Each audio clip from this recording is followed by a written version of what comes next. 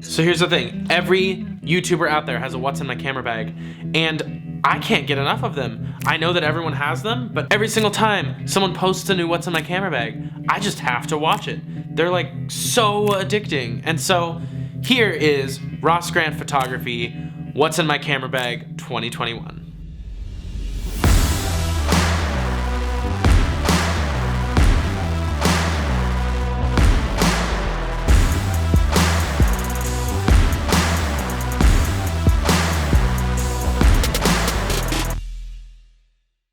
Hey there everybody, I am Ross. So if you follow my channel, you know that I am a wedding photographer and filmmaker. I've been doing photography for 5 years, videography for about the same, but I've always had other people's equipment. I would say only in the last 2 years have I really nailed down my own equipment, really packed out my own bag. I recently upgraded to a Vinta Type 2 bag, and I have not looked back since. If you want to watch my review of that, you can watch it right here. It is the perfect bag for an adventurer or a minimalist photographer, and I actually took it to Oregon for a recent wedding, and I put it under the seat in front of me. It was perfect, it fit great, and we're actually going to be talking about what I brought on that trip with me and what I'm going to be bringing to weddings throughout this summer. So first, let's talk about lenses. My go-to lens for everything portraiture is my 85mm 1.8.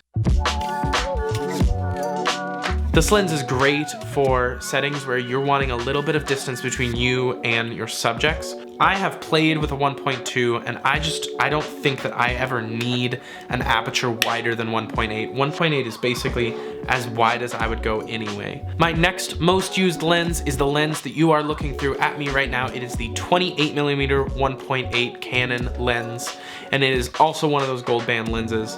Just absolutely great for your wide shots. I use it for almost all of the getting ready shots of a wedding party. I also love to use it for video because it's just a really natural length, in my opinion, for what video should look like.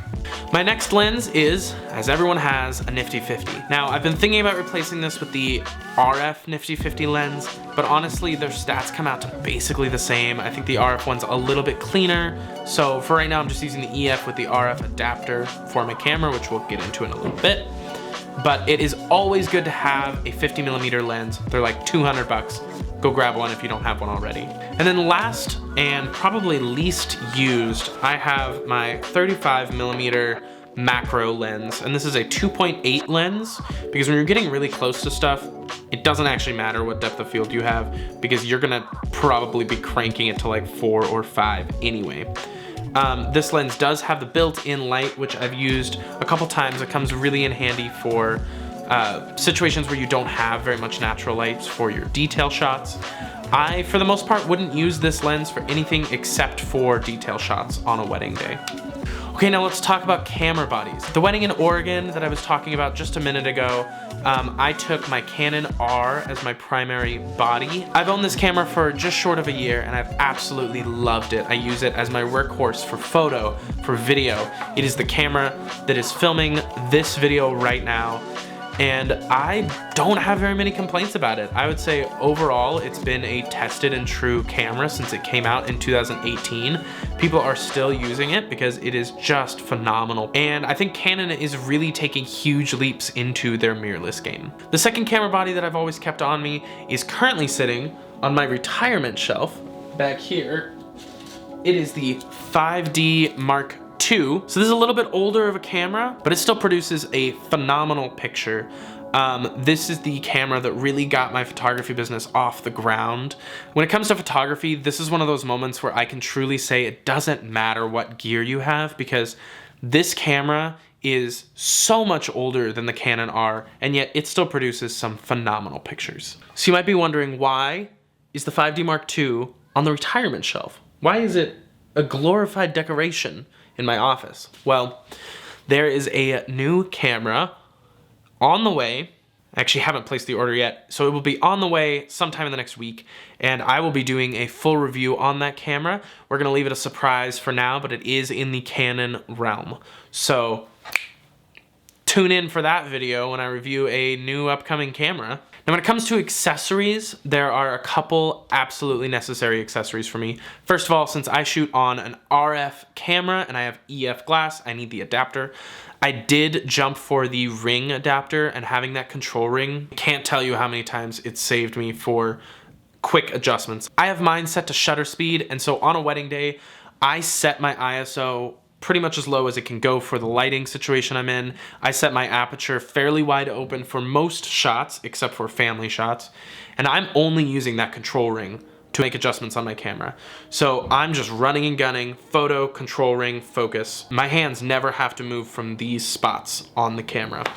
Other accessories. I have this LensGo battery and SD card case, and this thing holds so much stuff. In here, I have 2 batteries. I have my CF card for my 5D Mark II.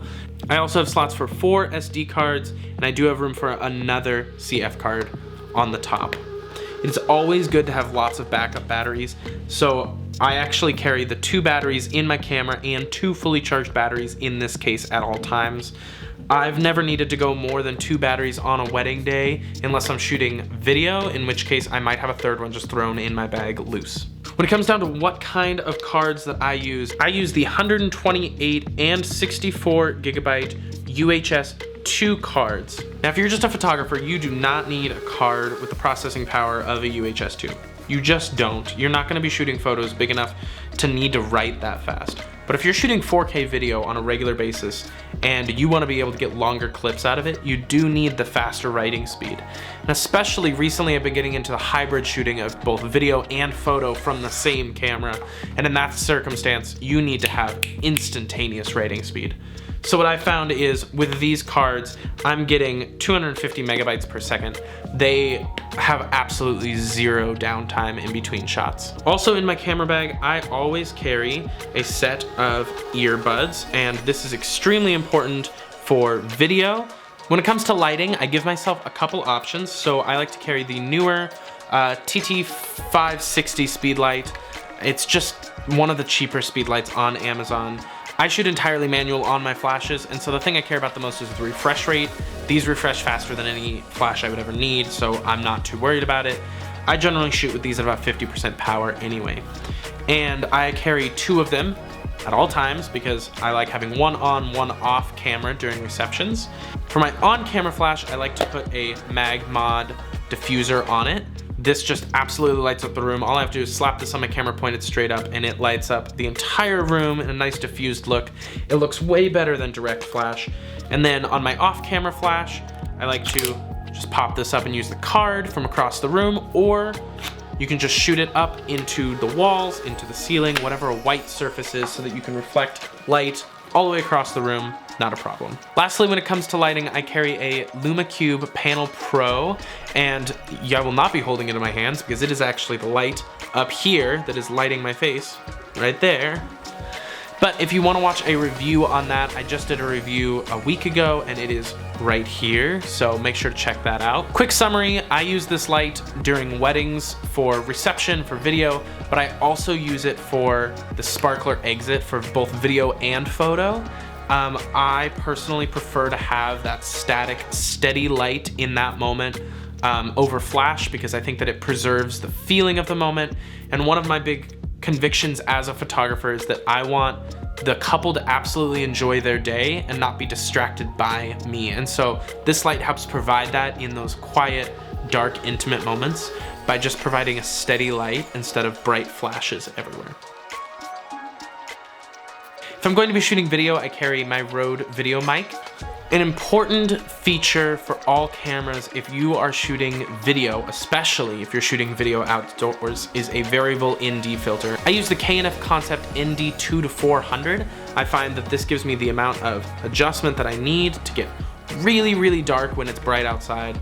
The reason you want to use one of these with video is that it really maintains the look that you're going for because you can keep your shutter speed at exactly twice your frame rate, and you can still get that smooth motion without having to completely crank your shutter speed to adjust for the brightness. Once again, if I am shooting photos for the day and no video, I might not carry this, but it's so small that I just keep it in my bag most of the time anyway. So last but certainly not least, in this little bag, I like to keep my flash triggers. And so I use the RF trigger These are also produced by Newer. It comes with 2 receivers and 1 transmitter. So I throw this on top of my camera. I have these set to the same frequency, and I can put flashes across the room from each other. I can put them, especially if you're in one of those big white tents, I can put them in opposite corners pointed up. Lights up the whole place really evenly. These are a cheap solution for off-camera flash, and so far I've had absolutely no hiccups with them. I lied a second ago, that actually wasn't my last thing. My last thing is that I carry business cards with me. And I know this seems old-fashioned, whatever, why would you need a business card when you have a website? But the number of times when people have said, oh, like I'm getting married in a few months, and I can say, hey, do you have a photographer yet? If you don't, here's my business card. Let's be in contact. I'd love to be there on your day. And even if they don't end up hiring you for their wedding, you still got your name out there to someone. Someone has a physical way to contact you. So I think it's very important to carry business cards on all of your shoots. If you have any questions on any of my gear, feel free to drop it in the comments. I will reply to you as soon as possible. If you enjoyed this video and you want to see more videos like it, make sure to hit subscribe and click on the little bell to make sure that you get notifications whenever I post a new video, and we will see you next time.